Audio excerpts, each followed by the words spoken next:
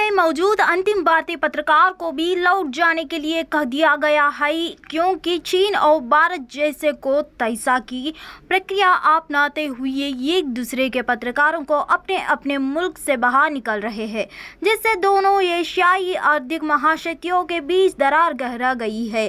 पूरे मामले में जानकार एक शख्स के अनुसार चीनी अधिकारियों ने प्रेस ट्रस्ट ऑफ इंडिया के रिपोर्टर को इसी महीने देश छोड़ने का निर्देश दिया है। इस पत्रकार के हिंदुस्तान लौटते ही दुनिया की दूसरी सबसे बड़ी अर्थव्यवस्था चीन से भारतीय मीडिया की हजीरें पूरी तरह खत्म हो जाएगी, जबकि रिश्ते बिगड़ते जा रहे हैं। जब यह साल शुरू हुआ था, चीन में 4 भारतीय पत्रकार मौजूद थे। समाचार पत्र के रिपोर्टर ने इसी बीते सप्ताहांत में चीन छोड़ा है, जबकि सरकारी चैनल प्रसार भारती और समाचार पत्र द हिंदू के पत्रकारों को अप्रैल में चीन में वीसा नवीनीकरण से मना कर दिया है।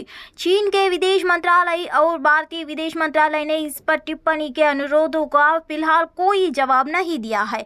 पिछले माह चीनी विदेश मंत्रालय की प्रवक्ता माओ निंग ने कहा था कि भारत में एक चीनी पत्रकार बचा है जो अपने वीसा के नवीनीकरण का इंतजार कर रहा है। इससे पहले भारत ने शिंदुओ न्यूज एजेंसी और चाइना सेंट्रल टेलीविजन के 2 पत्रकारों को वीसा नवीनीकरण आवेदनों को खारिज कर दिया है। दिल्ली पुलिस की स्पेशल सेल ने इसी साल जनवरी में दिल्ली के जहांगीरपुर इलाके से गिरफ्तार अंत की जगजीत सिंह उर्फ जस्सा और नौशाद से पूछताछ और उनके मोबाइल से बरामद सबूतों के बाद चार्जशीट पेश की है। इसमें कई तरह के खुलासे किए गए हैं। चार्जशीट में दावा किया गया है कि पाकिस्तान में बैठे बुजुर्गों को खुश करने के लिए हिंदुस्तान में अंत के हमले का प्लान तैयार किया गया था। यह सब कुछ पाकिस्तान की खुफिया एजेंसी ISI के K2 डेस्क की साजिश के तहत किया जाता था।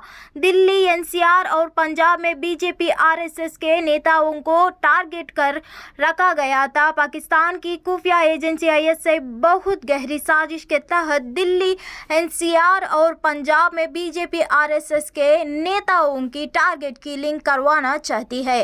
दिल्ली पुलिस की स्पेशल सेल की चार्जशीट में खुलासा हुआ है कि कनाडा में मौजूद खालिस्तान टाइगर फोर्स का अंत की आशिरदीप उर्फ डल्ला और पाकिस्तान में मौजूद लश्कर-ए-तोयबा का अंत की सुहैल मालिक का गठजोड़ तैयार किया गया है। केंद्रीय मंत्री अर्जुन राम मेघवाल ने दिल्ली के CM अरविंद केजरीवाल पर निशाना साधा है। मेघवाल ने कहा कि अरविंद केजरीवाल को ध्यान रखना चाहिए, अध्यादेश कोई पहली बार नहीं आया है। आर्टिकल 130 में इसका प्रावधान है, जो भी सरकार होती है यह अध्यादेश लाती है, लेकिन हमने अध्यादेश का सहारा कम लिया है। अगर आप कांग्रेस का शासन देखेंगे तो उसमें अध्यादेश की भरमार है। मेघवाल ने कहा कि जिसकी वो बात कर रहे हैं वो लोकसभा राज्यसभा में हराने की बात कर रहे हैं। वो तो देश के लीडर बनने के लिए कभी मुंबई जा रहे हैं, कभी पटना जा रहे हैं। वहां जाकर क्या करना है? लोकसभा राज्यसभा में जब अध्यादेश आए, संविधान में लिखा हुआ है कि जैसे ही संसद का सत्र आएगा तो हमको रखना होगा। लोकसभा राज्यसभा में वह प्रयास करे। मैं फिर कह रहा हूँ, विपक्ष में भी नेता का पद पता नहीं किसको मिलेगा और विपक्ष का कौन लीडर होगा यह तय नहीं है। बिहार के होंगे या तेलंगाना वाले होंगे या दिल्ली वाले होंगे, अभी यह तय नहीं हुआ। मुझे तो नहीं लगता कोई पद वहाँ खाली है और केजरीवाल जी उसमें लगे हुए हैं। मध्य प्रदेश में चुनावी शंखनाद करने के लिए प्रियंका गांधी सोमवार को यानी आज जबलपुर पहुंची और राज्य की जनता को साधने में जुट गई।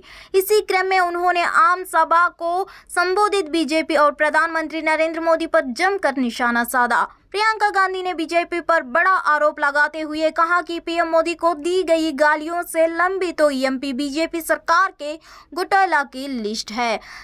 तकरीबन हर महीने ये घोटाला हो ही रहा है। वही कांग्रेस महासचिव ने यह भी आरोप लगाया कि बीते 3 साल में शिवराज सरकार केवल 81 सरकार नौकरियां ही दे सकी है। मालूम हो, कर्नाटक चुनाव के दौरान पीएम मोदी ने कहा था कि कांग्रेस नेता उन्हें गालियां दे रहे हैं। अपशब्द गिनाते हुए उन्होंने कहा था कि अब कांग्रेस उन्हें 91 बार गालियां दे चुके हैं। आज जबलपुर में प्रियंका गांधी ने इसी बयान को लेकर पीएम मोदी पर हमला बोला है। बीजेपी पर निशाना साधते हुए प्रियंका गांधी ने आगे कहा, पिछले 18 साल से प्रदेश की जनता से साथ धोखा दे रहे हैं। धन बल के जरिए जनादेश को कुचला जा रहा है। हमारी सरकार में जोड़ तोड़ करके बीजेपी ने हमारी सरकार को तोड़ दिया, लेकिन फिर भी कुछ अच्छा नहीं कर पाए। चीन में मौजूद अंतिम भारतीय पत्रकार को भी लौट जाने के लिए कह दिया गया है, क्योंकि चीन और भारत जैसे को तैसा की प्रक्रिया अपनाते हुए एक दूसरे के पत्रकारों को अपने अपने मुल्क से बाहर निकल रहे हैं, जिससे दोनों एशियाई आर्थिक महाशक्तियों के बीच दरार गहरा गई है। पूरे मामले में जानकार एक शख्स के अनुसार चीनी अधिकारियों ने प्रेस ट्रस्ट ऑफ इंडिया के रिपोर्टर को इसी महीने देश छोड़ने का निर्देश दिया है। इस पत्रकार के हिंदुस्तान लौटते ही दुनिया की दूसरी सबसे बड़ी अर्थव्यवस्था चीन से भारतीय मीडिया की हजीरें पूरी तरह खत्म हो जाएगी, जबकि रिश्ते बिगड़ते जा रहे हैं। जब यह साल शुरू हुआ था, चीन में 4 भारतीय पत्रकार मौजूद थे। समाचार पत्र के रिपोर्टर ने इसी बीते सप्ताहांत में चीन छोड़ा है, जबकि सरकारी चैनल प्रसार भारती और समाचार पत्र द हिंदू के पत्रकारों को अप्रैल में चीन में वीसा नवीनीकरण से माना कर दिया है। चीन के विदेश मंत्रालय और भारतीय विदेश मंत्रालय ने इस पर टिप्पणी के अनुरोधों का फिलहाल कोई जवाब नहीं दिया है। पिछले माह चीनी विदेश मंत्रालय की प्रवक्ता माओ निंग ने कहा था कि भारत में एक चीनी पत्रकार बचा है जो अपने वीसा के नवीनीकरण का इंतजार कर रहा है।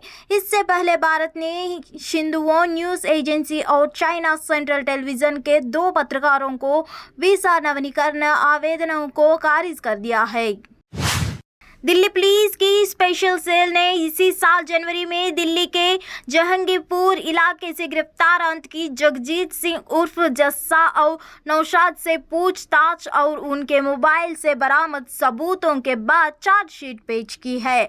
इसमें कई तरह के खुलासे किए गए हैं। चार्जशीट में दावा किया गया है कि पाकिस्तान में बैठे बुजुर्गों को खुश करने के लिए हिंदुस्तान में आतंकी हमले का प्लान तैयार किया गया था।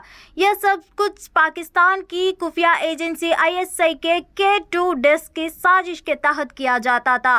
दिल्ली, NCR और पंजाब में बीजेपी RSS के नेताओं को टारगेट कर रखा गया था। पाकिस्तान की खुफिया एजेंसी ISI बहुत गहरी साजिश के तहत दिल्ली, NCR और पंजाब में बीजेपी RSS के नेताओं की टारगेट किलिंग करवाना चाहती है।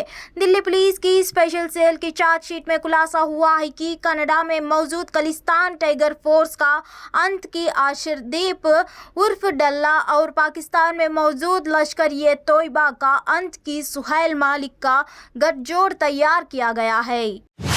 केंद्रीय मंत्री अर्जुन राम मेघवाल ने दिल्ली के CM अरविंद केजरीवाल पर निशाना साधा है। मेघवाल ने कहा कि अरविंद केजरीवाल को ध्यान रखना चाहिए, अध्यादेश कोई पहली बार नहीं आया है।